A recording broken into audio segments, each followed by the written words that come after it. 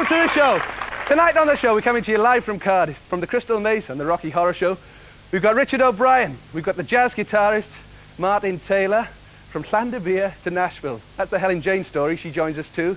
And I spent a couple of hours this week with Simon May at his home in Surrey. But first, singing their brand new single, please welcome ELO Part Two! Yeah! Oh yeah! All right!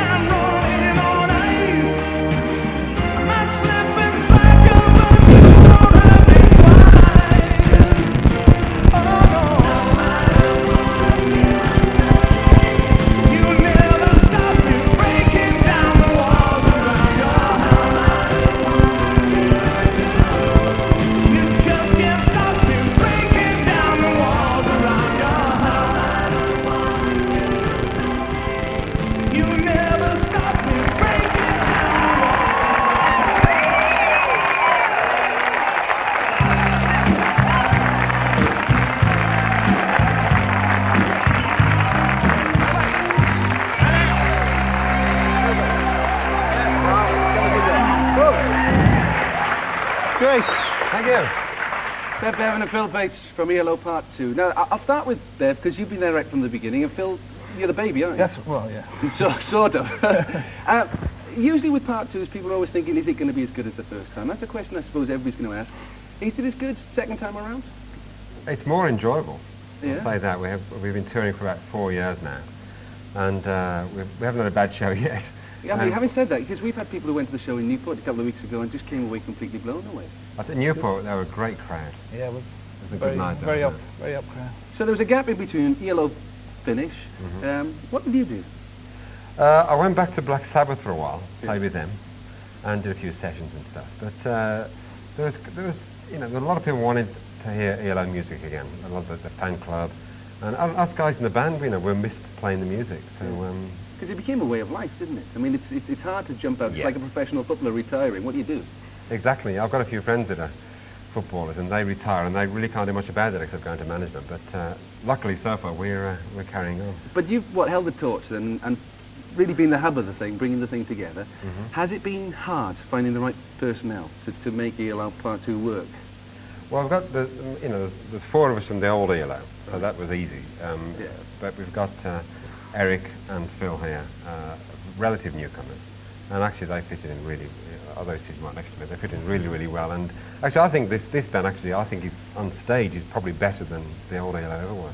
So Phil, coming into a band that's got great songs already. I mean, a string of hits that litter a page really. Intimidating, but again, you slipped in ever so well, haven't you? The voice is great. No, thank you. Yeah, well, I have a lot of sympathy with the music anyway. I mean, it comes from the same place that I come from, which is the Beatles. But really, that's the source of it.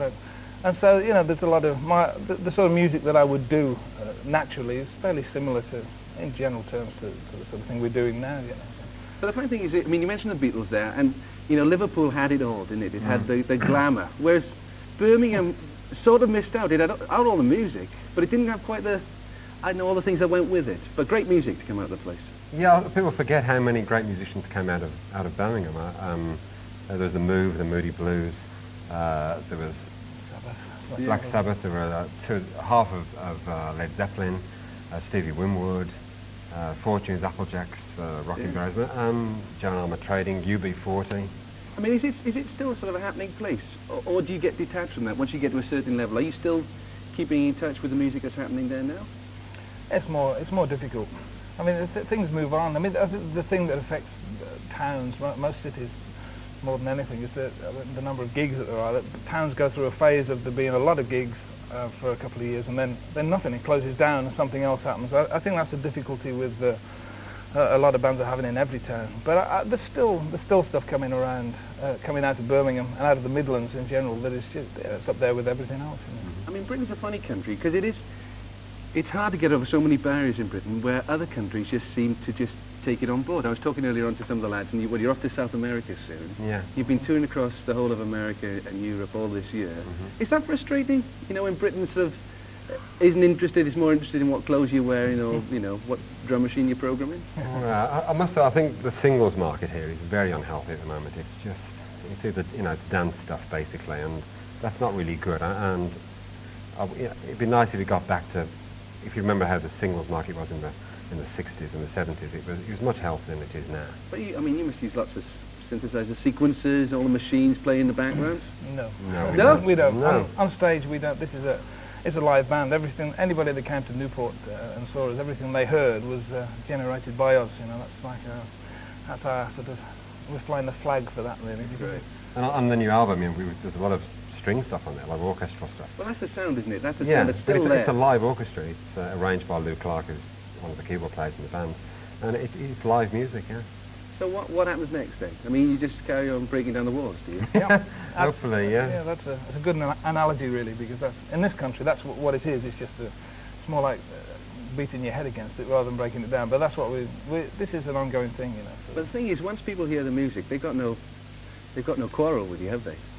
But they come see the show. Come and see us live. Come see the show, because I must repeat myself. We've never had a bad show. In fact, we're amazed at the fantastic reception we get. Everywhere, no matter where we play in the world, anywhere in the world, the reception we get is quite fantastic. Brilliant. It must be great. I know some members flew in from America just for this gig. They did, It's good to have you here. The jet lag. Ladies and gentlemen, ELO Part Two.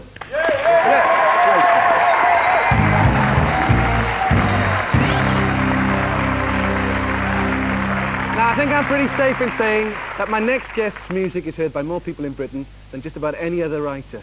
He's written some of the best TV themes of the last decade. His name is Simon May, and I caught up with him at his home in Guildford.